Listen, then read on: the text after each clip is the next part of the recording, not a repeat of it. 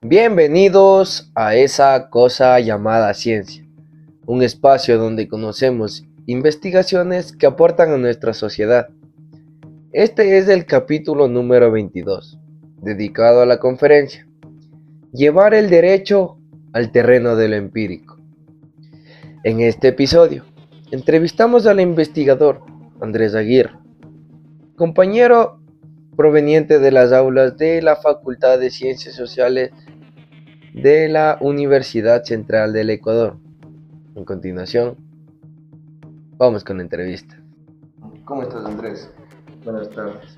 Buenas tardes. En tu conferencia mencionaste que debemos llevar el terreno del derecho para superar visiones puramente normativas. Desde la perspectiva de la divulgación científica, ¿cómo puede el investigador comunicar sus hallazgos de forma que la sociedad civil comprenda que la reparación no es solo cumplir la ley, sino un proceso de construcción social que requiere la participación activa de las víctimas? Perfecto. Bueno, lo que yo presenté en mi ponencia fue una reflexión eh, que me ha tomado un camino de casi 10 años, en el que fui transitando de ser abogado a luego entender un poco más conceptos sociológicos y finalmente hacer un doctorado en antropología. En este camino yo, más allá de ser solo un camino profesional, académico, mi proyecto se basa en el acompañamiento a víctimas de graves violaciones a derechos humanos, ¿no? Entonces, digamos, esa mezcla fue interesante porque lo que me permitió a mí como investigador es salir digamos, de esas discusiones teóricas, digamos, de estas cosas parametrizadas que trae a veces la academia, ¿no? Con debate de autores, más allá de esto, contextos que son de referencia, que no digo que no sean importantes, pero que en ocasiones no reflejan y no, de alguna manera, no se conectan con lo que sienten las personas con las que trabajamos para levantar esta información. Y más o menos lo que ustedes vieron en la ponencia fue eso, tratar de salir de esa discusión normativa o de esa discusión teórica o de esa discusión jurisprudencial a entender qué es la reparación, ¿cierto? Para las víctimas de graves violaciones de derechos humanos, teniendo en cuenta que son víctimas con las que trabajé en mi proyecto que pertenecen o militan en una organización política y que le dan sentidos distintos a lo que significa rehabilitar, a la memoria, a la justicia. Entonces, eso es lo que yo considero para esta pregunta que me haces. Eh, ¿De qué manera una comunicación de la ciencia más abierta y menos técnica puede ayudar a romper esas barreras interdisciplinarias y permitir que estudios sobre temas tan sensibles como la tortura y la desaparición lleguen a las comunidades afectadas de manera útil? Creo que ese es uno de los desafíos que afrontamos como academia, tratar de salir de nuestros entornos, del expertise, ¿no? Salir de nuestros conocimientos.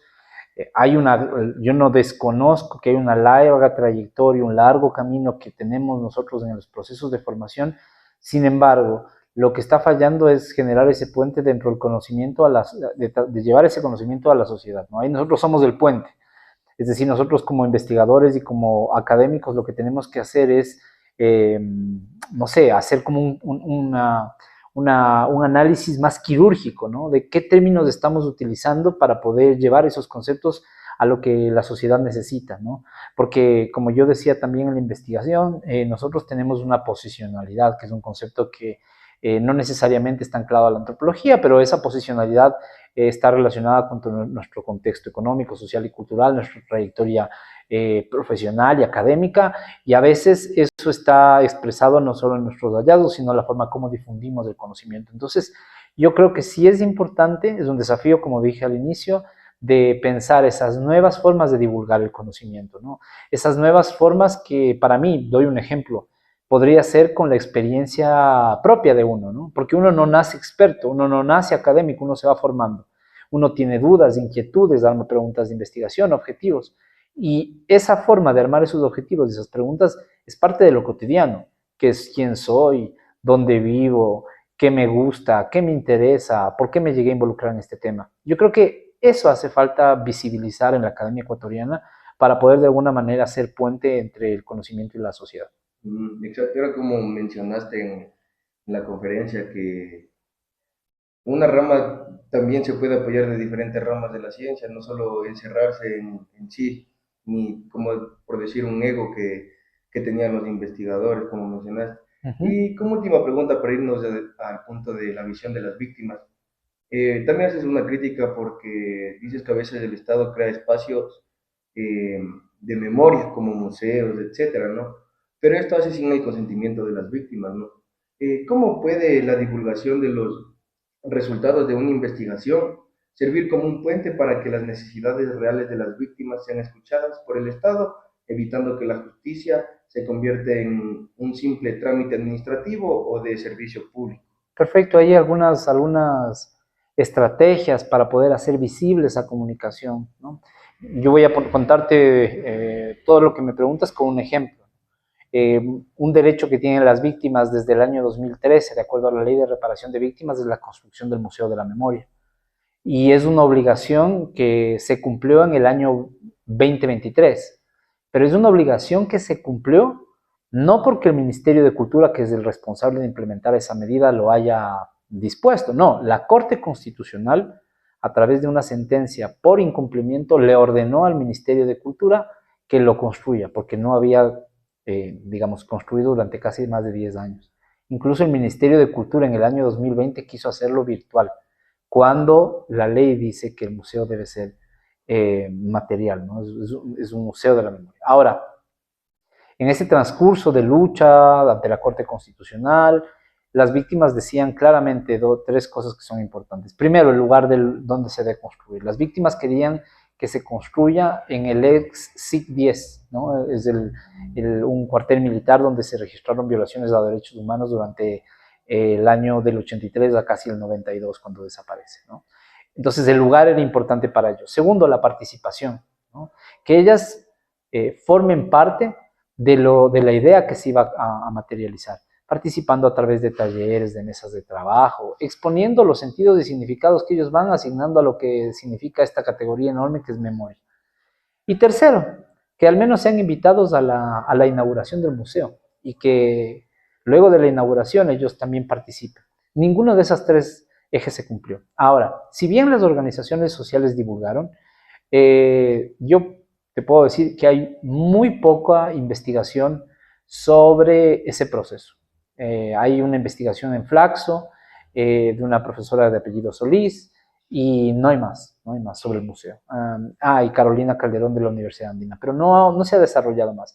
Y es bien interesante porque, bueno, yo lo estoy desarrollando en mi capítulo de formación doctoral en antropología, que es uno de mis capítulos sobre cómo se construye un museo, con la visión de expertos, con la visión de las víctimas, con la visión de las organizaciones de sociedad civil, las organizaciones internacionales. Pero bueno, eso ya lo discutiremos más adelante.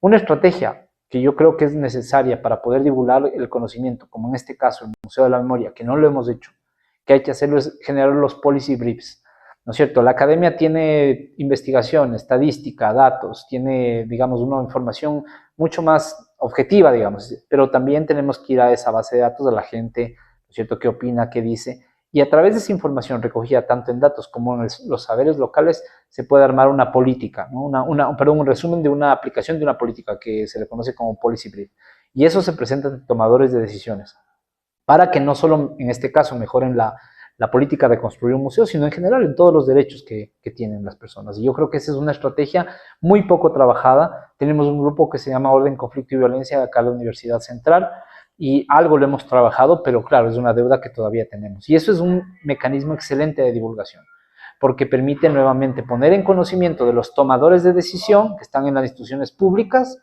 el saber que está planteado desde la academia, ¿no? Que eso es algo que a veces es incomprensible. A veces hay que meterle en un quirófano, ¿no?, a un documento para poder sacar palabras que a veces incluso son incomprensibles para nosotros. Pero yo creo que esa es una alternativa para poder divulgar la información. Muchas gracias, Andrés. Pero hay otra oportunidad de que Seguro. nos puedas ayudar con más información No, Ariel, encantado, muchísimas gracias y qué bueno que estén generando estos espacios de comunicación y me encanta que sean otras formas más allá de ponencia, sino más interactuar con los estudiantes, con los docentes, ¿no? Sí. Andrés, un gusto, muchas gracias Muchas y gracias. hasta la próxima. Que nos podamos ver. Gracias.